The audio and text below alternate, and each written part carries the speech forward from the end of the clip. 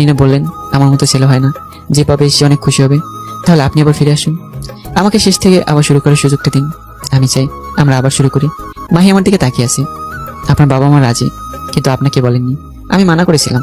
আমি জানতে চেয়েছিলাম যে আপনি কি চান। মাহি এরপর আবার নদীর দিকে তাকিয়ে আছে, আমিও তাকিয়ে আছি। হঠাৎ মাহি উঠে চলে যাচ্ছে, কিছু বলেনি, চলেও গেল।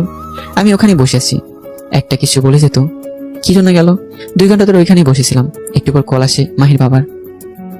তুমি কি এবারে কিছু বলছো? হ্যাঁ সব, কিন্তু ও কোনো উত্তর দেয়নি। বাসায় আসলো, এসে আমাকে জিজ্ঞেস করলো আমি কি সত্যি মেনে নিয়েছি কিনা। পরে নিজের রুমে চলে গেল। আমি মাহির বাবাকে কল দিই। আঙ্কেল মাহি কই? হয়তো চায় না আঙ্কেল। আমরা মানাবো, তুমি ভেবো না। না আঙ্কেল, যদি ও না চায় আমি জোর করবো না। ঠিক আছে। এরপর আমি বাসায় চলে যাই, কিন্তু কিছুই ভালো লাগছে না। কিছু একটা বলে যেত।